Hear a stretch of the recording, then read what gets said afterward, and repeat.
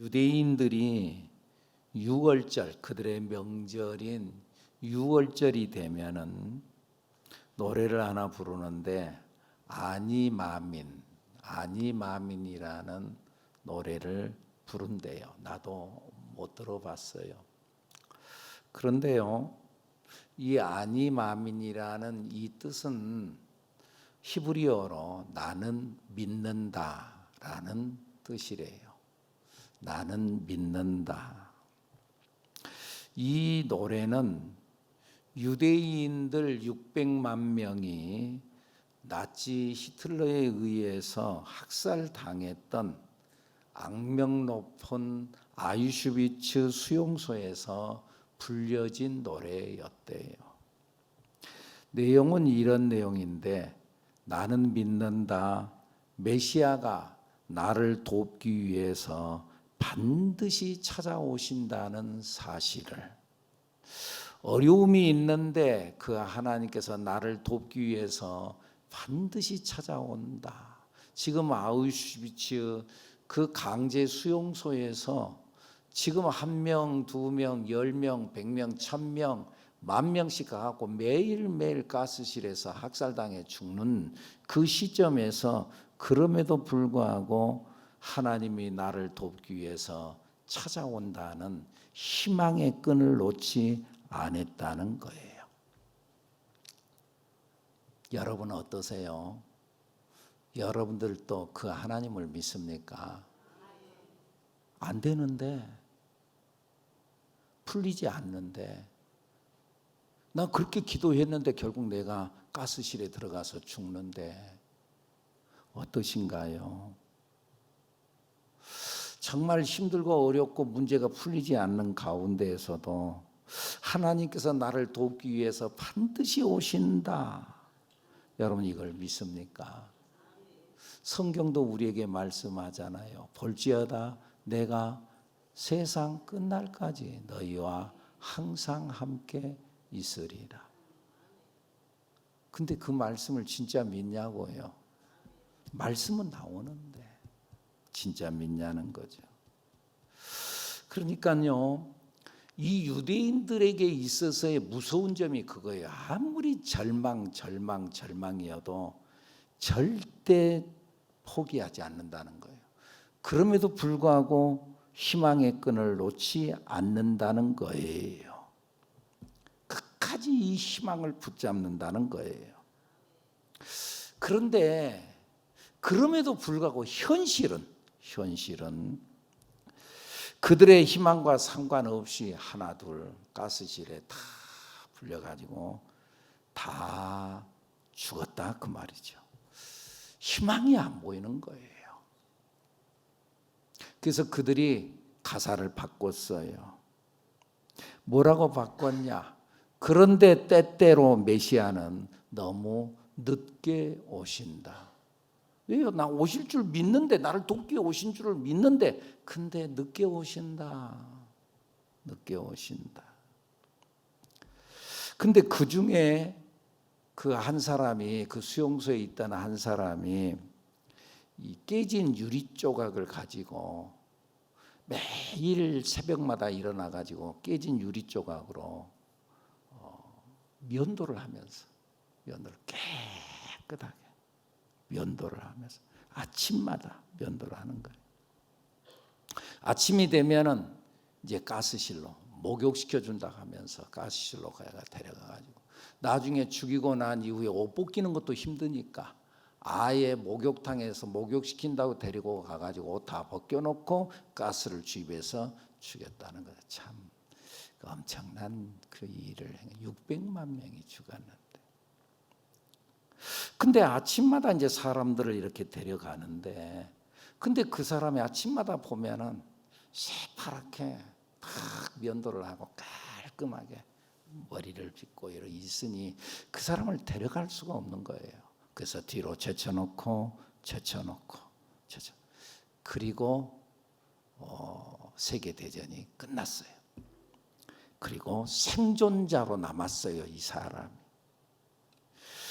나중에 그가 고백하기를 이 가사에 대해서 다시 바꿔놓고 바꿔가지고 노래하기를 뭐라고 노래했냐면은 그런데 사람들은 너무 서두른다. 그래서 믿음을 포기하는 자가 많다. 사람들은 너무 서둘러. 그래서 믿음을 포기하는 자가 많다. 분명히 그날이 오는데 이 묵시는 정한 때가 있나니 정한 때가 있는데 그 종말이 속히 이르겠고 결코 거짓되지 아니하리라. 비록 더딜지라도 기다려라. 지체되지 않고 반드시 응하리라.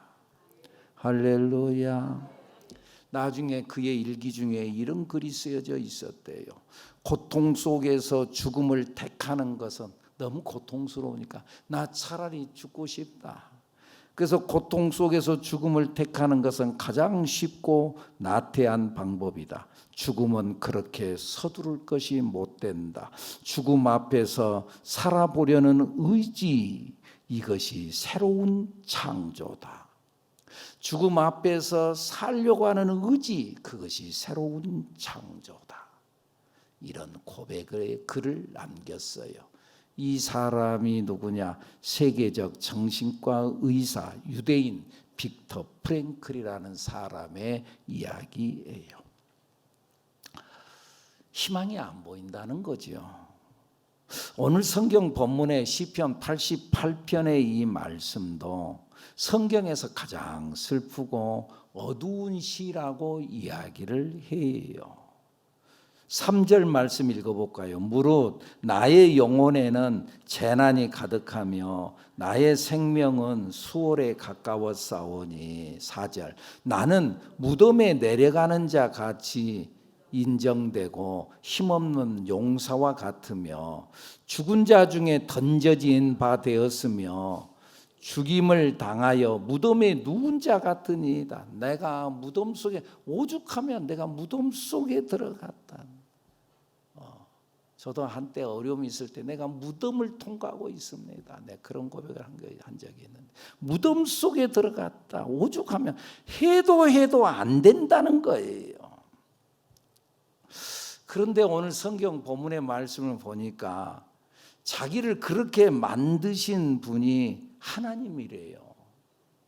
무덤 속에 죽음 가운데 밀어 넣어버리신 분이 하나님이래요. 6절 시작. 주께서 나를 깊은 웅덩이와 어둡고 음침한 곳에 두셨사오며. 나를 웅덩이로 밀어 넣어버렸어요. 어둡고 음침한 곳으로 밀어 넣었어요. 7절 주의 노가 나를 심히 누르시고 주의 모든 파도가 나를 괴롭게 하셨나이다. 하나님이 나를 이렇게 했습니다.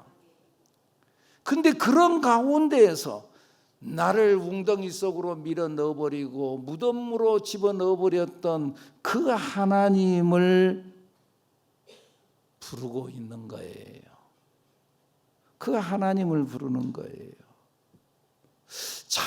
오히려 자기를 버린 듯한 그 하나님을 오늘 성경 본문에 보니까 구원의 하나님이라고 부르고 있어요. 1절 시작. 여호와 내 구원의 하나님. 구원의 하나님은 뭔 구원의 하나님이요? 나를 그냥 무덤 속에 집어 던져버렸는데. 그런데 오늘 본문의 이 기도자는 나의 구원의 하나님이요, 그 하나님께 부르짖어 기도를 드립니다. 주의 귀를 기울여 주소서. 하나님 앞에 부르짖어 기도하니까 주의 귀를 나를 향하여 기울여 주소서. 하나님을 부르는 거예요. 절망 속에서 하나님을 부르는 거예요. 그런 경우 있잖아요. 우리 어렸을 적에 어린아이가 엄마한테 책망을 듣고 또 때로는 매를 맞잖아요. 근데 매를 맞으면서도 울면서도 그러면서도 엄마 하고 엄마한테 달려든다는 거죠. 도망가야지. 엄마가 나한테 매를 때리는데 도망가야지. 근데 그러지 않고 엄마 하고 달려든다는 거예요. 그것처럼 하나님께서 자기를 향하여 매를 들었고 어려움을 주었고 시련을 줬는데 아버지 여호와여 하나님을 부르면서 하나님께 다가가고 있는 모습이 오늘 본문의 모습이라는 거예요. 그런 상황 속에서도 하나님께 기도하는 거예요. 그리고 그의 탄식이 절규일지라도 그럼에도 불구하고 그의 탄식과 탄원 속에는 하나님을 향한 기대와 소망이 묻어 있어요. 그러니까 여러분, 성도들의 기도가 하나님을 향한 탄식이라 한다 할지라도 하나님 이게 뭐예요? 왜 이러는 거예요? 왜 나에게 이런 어려움이 있는 거예요? 그러면서 탄식이라 한다 할지라도 하나님은 그 탄식을 기도로 들어주시는 하나님인 줄로 믿습니다. 실제로 이스라엘 백성들이 광야에서 그랬잖아요. 끊임없이 하나님을 향하여 원망하고 불평했어요. 그런데 그들이 원망할 때 그 소리를 듣고 너 또 원망하냐? 아이고 나 너 상대 못하겠다. 그럴 수도 있는데 그러지 않으시고 하나님은 그 원망 소리를 들으시고 받아들이고 오히려 그의 소리를 듣고 문제를 해결해 주시는 하나님. 고기 먹고 싶습니다. 그러니까는 메추라기를 보내가지고 고기를 입에 물리도록 먹게 하시는 하나님. 또 물이 없어요 하나님. 그러니까 반석에서 그 반석을 터뜨려가지고 물이 나게 하시는 하나님. 할렐루야. 하나님은 우리의 탄식하는 그것을 기도로 바꾸어서 들으시는 하나님. 오히려 그의 탄식하는 태도를 믿음의 표현으로 보시는 하나님. 여러분, 지금 현재 사실은요, 오늘의 이 말씀은 조금 수준이 있는 사람들만 말씀이 가슴에 콱 박히고 은혜가 돼요. 그런데 수준이 될란가 모르겠어요. 깊은 이야기를 지금 하고 있는 거예요. 하나님께서 다 뺏어갔는데 그래도 그 하나님을 부를 수 있냐는 거죠. 엄마가 나를 향해 매를 때리는데 그래도 엄마 하고 달려들 수 있냐는 거예요. 여러분, 또 사람에게 있어서 참 힘들고 어려운 일이 있죠. 그런데 그 고난 중에서 힘든 것은 현실적 아픔도 아픔이지만은 사람들이 자기 곁을 떠난다는 거예요. 사람들이 나를 외면하고 떠나는 것, 참 이거 쉽지 않은 거예요. 내가 좀 고난이 있고 힘들어도 사람들이 내 곁에 있잖아요. 그러면은 왠지 위로가 되잖아요. 우리가 이제 우리 인생을 살다 보면은 우리의 사랑하는 사람이 우리 세상을 떠날 때도 있죠. 우리 교회도 지금 장례 중에 있는 분도 있습니다만은 장례식이 있을 때 가서 우리가 뭐라고 위로해요? 위로할 말이 없어요. 그런데 그냥 옆에 가주는 거예요. 그냥 옆에 가서 있어주는 거예요. 그냥 있어주는 거야. 말 한마디 안 해도 돼.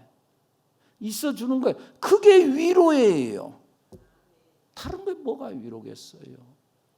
그런데 오늘 성경 본문에 보니까 하나님께서는 그 아는 사람까지 떠나보내버렸다는 거예요. 오늘 본문 8절 말씀 읽어볼까요? 주께서 내가 아는 자를 내게서 멀리 떠나게 하시고 내가 아는 그 사람도 내쫓아버렸어요. 그리고 떠나가는데 그냥 좋게 떠나가는 것도 아니고 나를 그들에게 가증한 것이 되게 하셨사오니 나를 비난하고 떠났다 그 말이에요.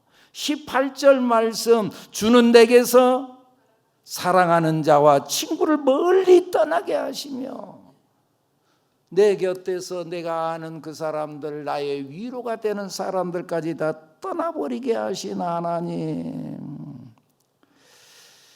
참 어렵죠. 그래서 그 표현을 오늘 8절에 뭐라고 이야기를 하냐 하면은요, 주께서 내가 아는 자를 내게서 멀리 떠나게 하시고 나를 그들에게 가증한 것이 되게 하셨사오니 뭐라고요? 나는 갇혀서 나갈 수 없게 되었나이다. 갇혔어. 고독에 갇혔어. 고립감에 갇혔어. 심리적, 사회적 고립이 됐어요. 아무도 내 곁에 없어요.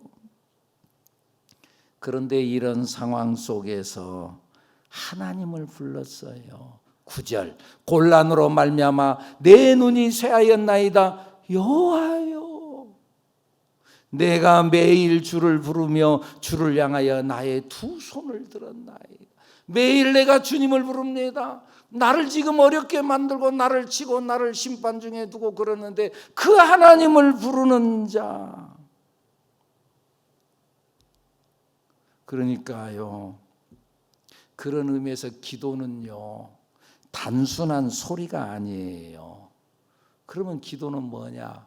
기도는 하나님과의 관계를 붙드는 끈이에요. 기도가 뭐라고요? 하나님과의 관계를 붙드는 끈이라는 거예요. 고통 속에 있는 사람에게 참된 위로는 환경이 아니라 관계예요. 그럼 이해가 되나요? 좀 어려운 이야기를 하고 있지요. 봐보세요. 우리 어렸을 적에 막 나도 어렸을 적에 참 배가 많이 아팠어요. 배가 많이 근데 그때 엄마 나 배가 아프냐 이리 와라. 그 엄마가 내 배를 쓱쓱 문질러 주는 거예요. 기도하면서 문질러. 그러면 나아요. 몰라요? 맞죠? 할머니가 내 배를 쓱쓱 문져주면은요, 나아요. 왜 그래요? 약 먹은 거 아니에요. 쓱쓱 문질러 주면은요, 그 속에 뭐가 사랑이 들어가요. 관계가 들어가요. 이걸 지금 말하는 거예요. 기도는 하나님과의 관계를 붙드는 끈이에요. 시집살이 하던 며느리가 요즘에는 시집살이가 아니고 시어머니가 오히려 며느리한테 시집살이 당하는 뭐 그런. 근데 하여간 옛날에는 그런데 그래 안 했죠. 이 시집살이 하던 며느리가 친정에 와서 엄마를 붙들고 막 우는 거예요. 그러면 친정 엄마도 속이 상하지. 그지만은 그 딸의 막 우는 소리를 듣고 도닥도닥. 그런다고 해서 친정 엄마가 뭘 해결해 줄 수도 없고 해결해 줄 수 있는 능력도 없고 해결되는 것도 아니에요. 근데 엄마 앞에서 막 울고 나면은 가슴이 시원해요. 뭔 말인지 몰라요. 알죠? 시원해요. 뭐 때문에 그래요? 관계 때문이에요. 엄마는 내가 무슨 소리를 해도 다 들어줘. 그 엄마 앞에 우는 거요. 그러면 내 가슴이 시원해지는 거예요. 우리가 하나님 앞에 나와서 기도하는 것도 마찬가지예요. 단순한 부르짖음이 아니에요. 하나님과의 관계라는 거예요. 관계. 하나님께서 우리가 부르짖어 기도할 때 우리의 문제를 해결해 주시기도 하지만은 그러나 그 하나님을 부르는 그 부르짖음의 관계, 나는 부를 대상이 있다. 나는 어려움이 있어도 나는 부를 대상이 있다. 여러분들 제가 방금 친정엄마에 대한 이야기를 했는데 이렇게 설교하는 중에 쓱 지나가는 것이 여러분의 눈빛에 나는 엄마 없는데 그런 분들이 좀 계셨어요. 여러분들 설교하는데 그냥 서 있는 것 같죠? 보거든요. 나는 엄마 없는데. 그래요. 그 엄마가 없으면은 그 어렵잖아요. 누구 부를 대상이 없어. 그런데 오늘 우리는 영원한 아버지 하나님이 계시는 줄로 믿습니다. 아버지, 할렐루야. 이 관계.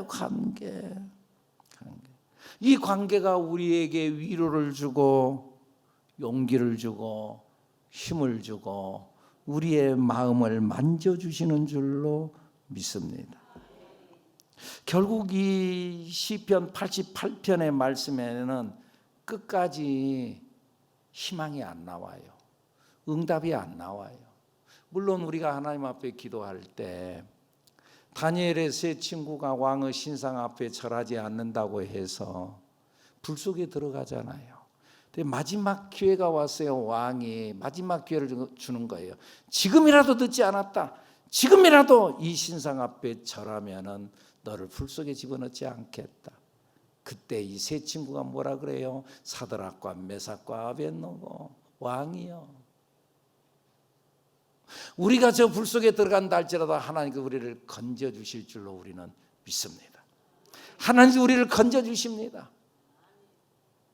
그런데요, 혹시 건져주시지 않는다 할지라도, 그리하지 아니하실지라도 우리는 왕의 신상 앞에 절하지 않겠나이다.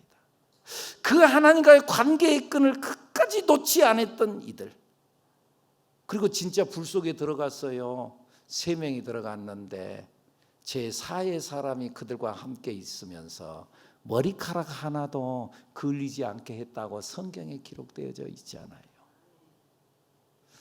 이 관계의 끈, 하나님과의 관계의 끈, 할렐루야, 하나님과의 관계의 끈, 결국 승리했더라. 그 말씀 88편에 안 나와요. 그렇게 끝나요. 삶의 모든 문제가 해결되지 않을 수 있어요. 응답이 없을 수 있어요. 그럼에도 불구하고 신앙은 유효한 줄로 믿습니다. 그런 의미에서요, 성숙한 성도는요, 이 땅의 완전함이 아니라, 내가 기도한 그 기도에 대한 응답이 아니라 하나님 나라의 영원한 소망의 약속을 기다리는 관계의 사람인 줄로 믿습니다.